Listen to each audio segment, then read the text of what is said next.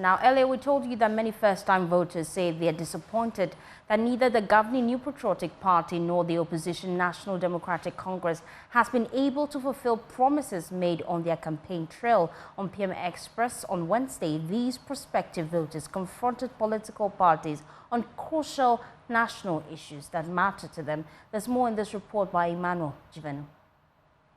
Many first-time voters have expressed profound disillusionment with the two major political parties, the NPP and NDC, citing a failure to address critical national issues. Among these disillusioned voters are Ni, Esther and Joseph, prospective first-time voters who feel their concerns are being overlooked. The two parties, the politicians, they failed you. Yes. As a 20-year-old young man, you feel that... What I've seen, yeah, what I've experienced, I feel like they have failed me so bad, because the next generation, we are the next generation that they will hand over everything to us. And if things have gotten this bad, then I wonder what we will tell our children. I know a lot of persons with disability who are not employed in their home. Not that they don't qualify. They have all these qualifications, and you've promised us sense, and we've not seen anything. I've lost total trust in them. Okay. I don't trust any politician. And the time will come where we at the lower will decide that, no, we are not going to give power to anybody again. And at that time will surely come. These three young voters reflect a broader sentiment among the youth, highlighting issues such as bulging unemployment and rampant illegal mining that continue to devastate communities and the environment. They are demanding answers from the political parties. Our rivers are in bad states. Like when you travel and then you see the rivers, you are like, so in the next 20 to 30 years, what rivers are you going to leave for our children and our generations on board? What I want to assure you is that the NDC have a very clear, practical solution to deal with the Galamsey menace. The leader himself must be committed in ending it. And President John Dramani Mahama is committed in ending Galamsey. We need to have a stakeholders forum and bring on board everybody, especially the landowners. Because you see, when you want to fight Galamsey, and you don't look at the livelihood of the people that are affected by what they currently engage in, you will fail.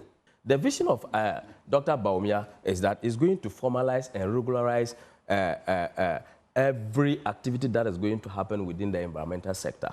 First, we have to audit the concessions.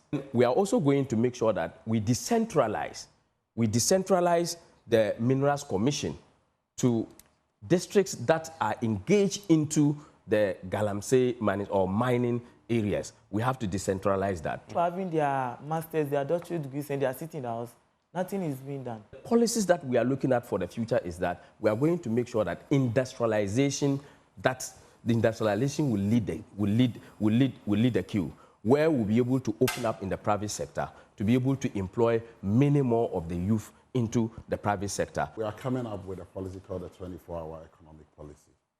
We are also coming out with what we call the Ejuma Era. Under the Ejuma Era, we are looking at equipping 10,000 young people to start up their own businesses. We are going to help you with business advisory. We are going to support you with loans.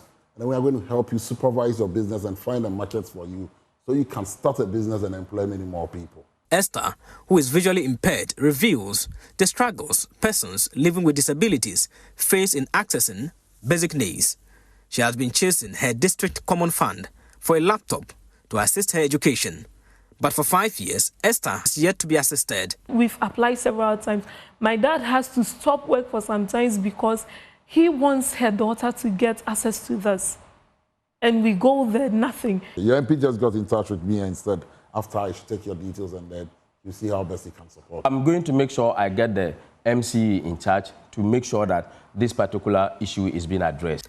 The impatience of the youth is palpable. They are demanding a revolution, not with guns or violence, but with a certain sense of anger that will change the way successive governments manage the resources of the state. Emmanuel Jivenu's report for Joy News.